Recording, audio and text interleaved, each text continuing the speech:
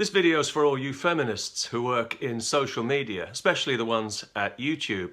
But first, I'd like to talk briefly, if I may, about censorship, because it's amazing to me how quickly YouTube went from broadcast yourself to stifle yourself or be terminated. It seems there's no longer any pretense that the tolerance and diversity crowd have any tolerance for diversity of opinion, and now they're openly censoring political views they disapprove of. It's happening so often and to so many people that the words YouTube and censorship now go together like Islamic and terrorism, or migrant and rape, or Marxist and dictatorship. They just seem to roll off the tongue together, arm in arm, best pals forever. What a great way to poison your own brand. They even censored a video by the Polish government on the migrant crisis until they were publicly embarrassed into reinstating it. Poland wants to put its own people first, not last, like every country in Western Europe, and somebody at YouTube didn't approve of that. Somebody at YouTube who has never done anything with their life except stare at a screen, tap a keyboard and masturbate, didn't approve of the Polish government's political position, so the video was censored. And that's how it works now. To be fair, they don't censor absolutely everything. Not yet, anyway. You can still see plenty of videos on wife beating in Islam if that's your thing. If you're a Muslim man and you want to know how to beat your wife in accordance with your religion of peace, you'll find detailed instructions on YouTube in videos that have been up for years and have been seen hundreds of thousands of times. Because the people who work at YouTube don't have any problem with violence against women as long as it's Islamic. It's the people drawing attention to it who are the problem. People like me, apparently. Although recently, when YouTube censored my video, A Word to the Criminal Migrant, they inadvertently drew attention to it and gave it more publicity than if they'd left it alone. And since then it's been seen well over 100,000 times on other sites. So I suppose in a way I should thank whichever social justice bedwetter at YouTube decided to flip that particular switch. However, the video remains in restricted mode behind bars in YouTube jail, so to speak, where it's invisible on the site without a direct link and it can't be embedded or shared anywhere. It's no big deal to me personally. I don't care about YouTube. I don't make money from the videos and they are available elsewhere on the internet.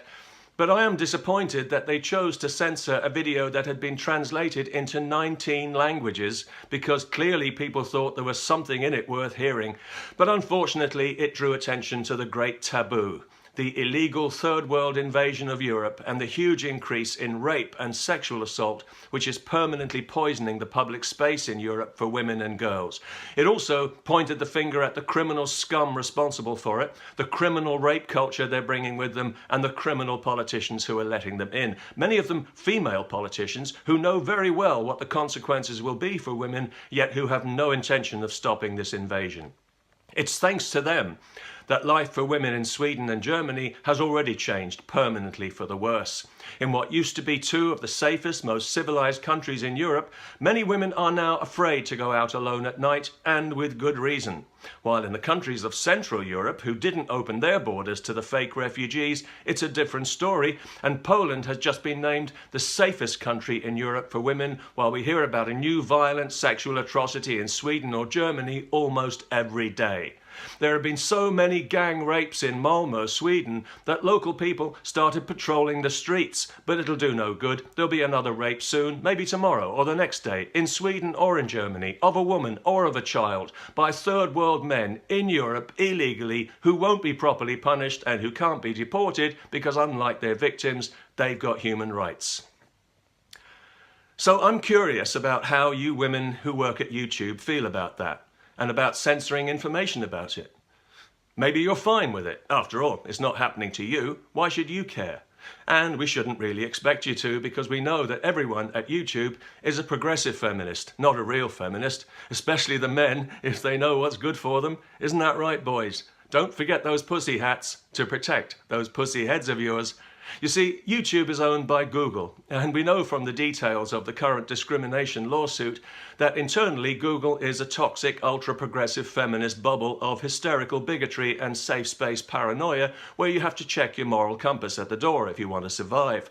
So we shouldn't expect much from the people who work there. If they had anything about them, they wouldn't be allowed to work there. We know they're the kind of fragile buttercups who will instinctively turn on their own colleague like piranhas if he makes the mistake of offering a constructive opinion, crying and whining like little babies about not feeling safe and getting him fired. We know there are people in positions of authority who keep blacklists of colleagues whose views they disagree with and whose careers they want to sabotage. So we know how low the moral bar is at Google, and we know that we're dealing with emotional and intellectual cripples. And despite all the bullshit diversity rhetoric, most Google employees are men.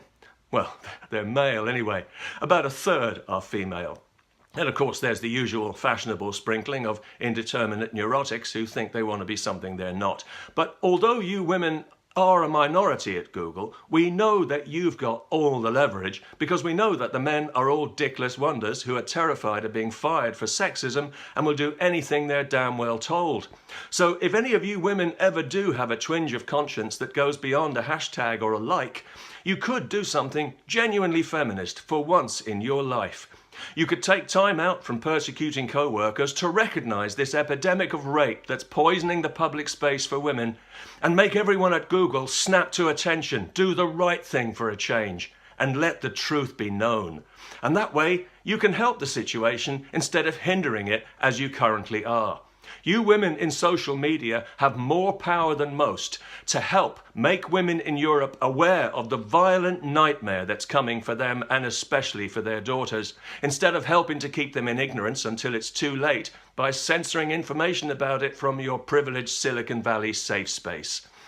But as I say, we don't expect much from you women because we know that you've had right and wrong educated out of you and that you now genuinely believe that the world revolves around your personal neuroses. But there may be one or two of you who haven't quite shaken off all sense of decency, and you can help us out with something specific. You see, German women have had enough of all the rape and the politicians' reluctance to address it, and they've started a protest movement called 120 decibel. That's the volume of a rape alarm, a standard carry in Germany today. And they posted a video about it on YouTube and about the grim gauntlet they have to run every day. Let me quote a few words. "The offenders are everywhere. While jogging in the park, when we return after work, while we're waiting for the bus, we are not secure," unquote. It is no longer safe for women in Germany, and soon it won't be safe for them anywhere in Europe. Women need to know that, and they need to know why.